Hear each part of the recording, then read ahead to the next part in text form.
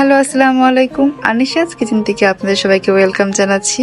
আমি আবারও হাজির হয়ে গেলাম আপনাদের মাঝে নতুন রেসিপি নিয়ে। আজকে আমি করে দেখাবো টক দই রেসিপি।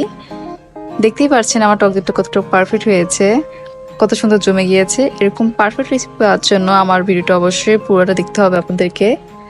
আপনারা কম বেশি সবাই পারেন টক দই, তবে অনেকে প্রশ্ন করে থাকেন যে আমি টক দই বানাই কিন্তু আমারটা পারফেক্ট হয় না, ফেটে যায়।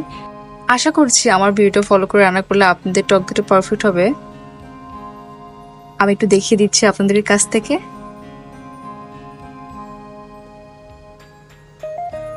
কথা না বাড়িয়ে আমরা চলে যাচ্ছি এখন মূল ভিডিওতে। প্রথমে আমি একটা হাঁড়ি নিয়ে নিয়েছি। হাঁড়ির মধ্যে আমি মেজারমেন্ট কাপে 5 কাপ পানি দিয়ে দিব।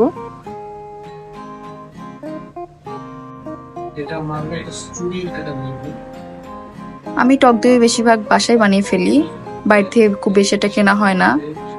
আমার কাছে মনে হয় যে বাইরে থেকে আমার বাসারটাই খুব মজা হয়। আমি যে কোনো রান্না বা আমার হাজবেন্ড আছে যে সে খালি খালি খেয়ে থাকে না, এটা হেলথের জন্য অনেকটা উপকারী, আপনারা জানেন।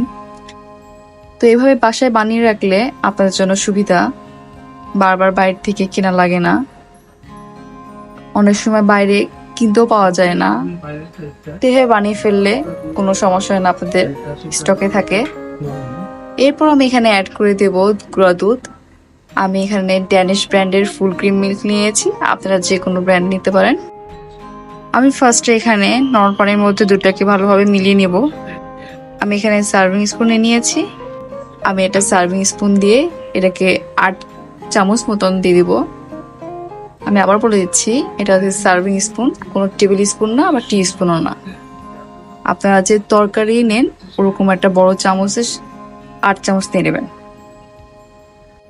দুধটাকে অবশ্যই নরম পানির মধ্যে মিশিয়ে নেবেন, না হলে অনেক সময় এটা জমে যায় গরম পানির মধ্যে মিলালে। এর জন্য আগে নরম পানির মধ্যে মিশিয়ে এটাকে অনবরত নাড়তে থাকবেন।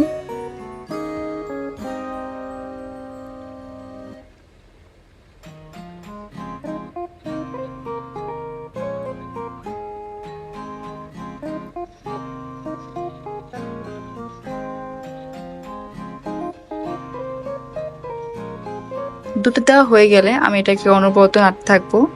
এটাকে কোনোভাবে নাড়া বন্ধ করা যাবে না, কারণ কোনোভাবে যদি এটা পুড়ে যায় তাহলে এটা টেস্টটা ভালো আসবে না, পুরো গন্ধ আসবে।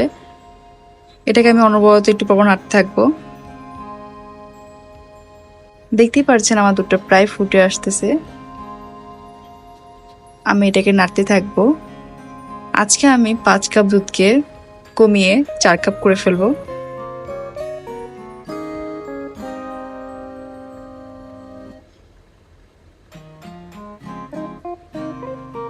দেখতে পাচ্ছেন আমার দুধটা প্রায় ঘন হয়ে গিয়েছে। এখন আমি দুধটাকে দই বসাবো। আমি এখানে নিয়ে নিয়েছি 2টা টক দই ডিব্বা।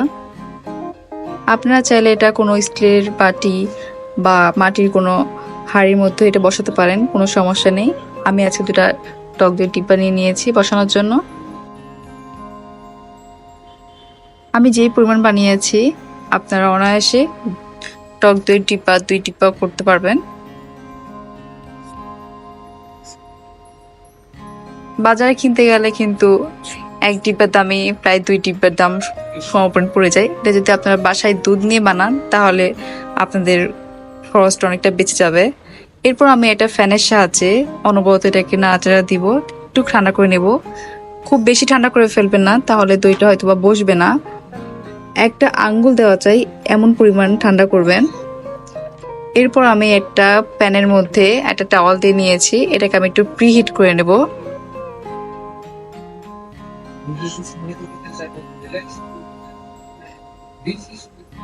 প্রিহিট না করলে আপনাদের দইটা ঠিকভাবে বসবে না, সেট হবে না। এর জন্য আমি ঢাকনাটার মুখটা একটা কাগজের সাহায্যে আটকে নিয়েছি। আমি কিছুক্ষণের জন্য চুলাটা জালটা জ্বালিয়ে এটাকে আমি প্রিহিট করে নেব। এরপর আমরা দুধে হাত দেওয়া যায় এরকম পরিমাণ আপনারা গরম রাখবেন। আমি দেখিয়ে দিচ্ছি আপনাদেরকে।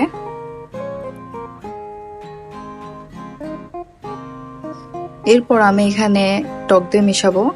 আমি আগেও বানিয়েছিলাম এই টক দইটা, সেটাই আমি একটা বাটির মধ্যে 2 টেবিল স্পুন মতন টক দই নিয়ে নেব। এটাকে আমরা বীজ বলি। এই বীজটা অবশ্যই দেওয়া লাগবে, নাহলে টক দই কিন্তু আপনার জমবে না। টক দই না, যে কোনো দই আপনারা যদি এরকম একটা দই একটু রেখে দেন, এটা যদি মিলিয়ে দেন, তাহলে আপনাদের দইটা সুন্দরভাবে জমে যায়। আমি এখানে 2 টেবিল স্পুন মতন টক দই নিয়ে নিয়েছি। এটাকে আমি ভালোভাবে চামচ সাহায্যে এটাকে বিট করব।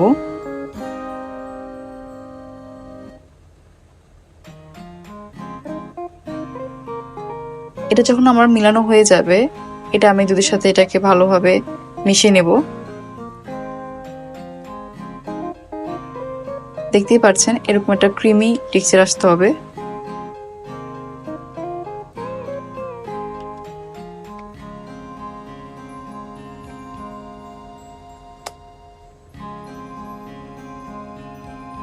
আমার বিট করা হয়ে গিয়েছে, এখন এটা আমি দুধের মধ্যে মিলিয়ে দেব।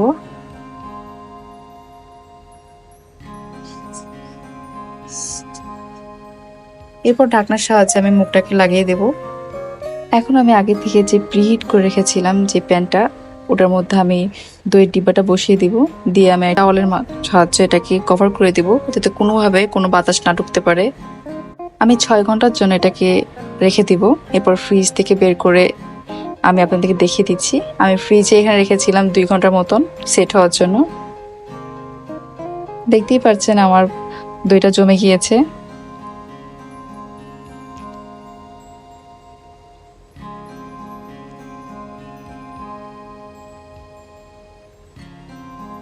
আমি সামনে একটু দেখিয়ে দিচ্ছি, দেখতেই পাচ্ছেন কতটা পারফেক্ট হয়েছে। আমার ট্রিক্স ফলো করে রান্না করলে আশা করছি আপনাদের একটু পারফেক্ট হবে। আজকের রেসিপিটা আমার কেমন লাগলো অবশ্যই আমাকে কমেন্টে জানাবেন।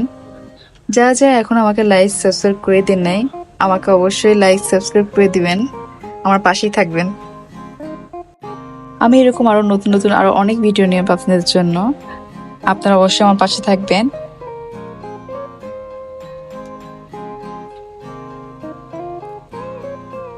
আমি একটু দেখিয়ে দিচ্ছি।